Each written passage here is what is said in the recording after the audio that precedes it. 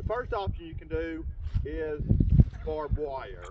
The pros to using barbed wire is it's super cheap. It's the cheapest fence that you can put up. It's easy to install, and it does work on keeping your cattle in.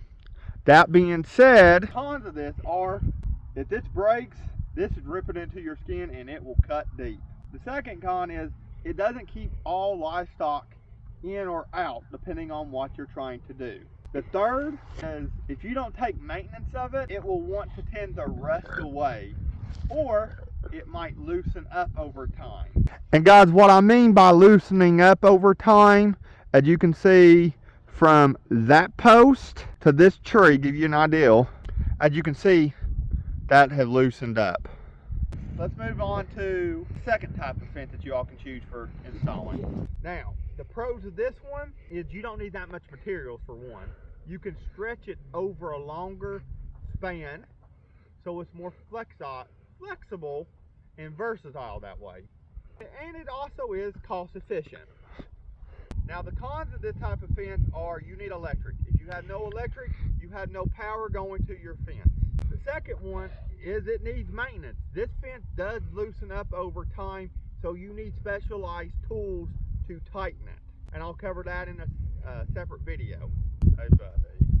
Alright, now we do have electric fence on our farm, and that was the go-to thing when my dad bought this property 25 plus years ago. If you follow the channel, you can see what we're going to and what my preferred method is when building cattle fence or any type of fence. And this is your third option. Let's go see it right now. Let me build it. Okay, guys, the third type of fence, what are you doing? Get down.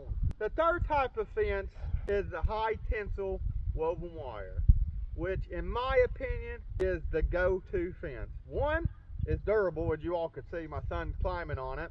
Two, it will last a long time. It's safe. You're going to keep the animals in that you want to keep in and the animals out that you want to keep out.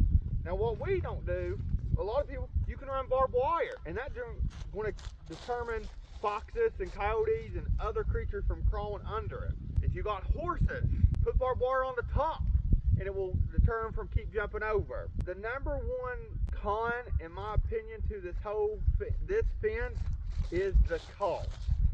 The post, I don't know if you can see it on camera. So in between my boy and the post, these posts are spread around 10 to 12 feet apart. That's what makes them so sturdy. As you get into the barbed wire and the electric, you can go anywhere from 20, maybe 30 feet apart in some cases. With that being said, I think high tensile woven wire is the way to go when building fence. But again, that is my opinion. Let me know in the comments down below, what do you like, and tell us why. And if you know in our pro or in our con that I didn't cover, let us know in the video. Those are the three types of fences that you can use on your farm or on your homestead. Use what you have available. Do what is in your best interest. You make the call and stick with it. Be confident in your decisions. Don't be afraid to say, hey, I can't afford this fence right now. Maybe I need electric fence like we had. My dad had electric fence for over 20 years, and we're just now going on this direction. And you can tell, all these fences that I showed you are on my dad's farm. That also being said, we will be converting all over to high tensile, but use what is available to you. But guys, that's going to be all for this video. I think my son wants to say something. Like that. Say subscribe to DKM Farm. Time to be farm. Alright guys, I hope y'all enjoyed the video. See you on the next one.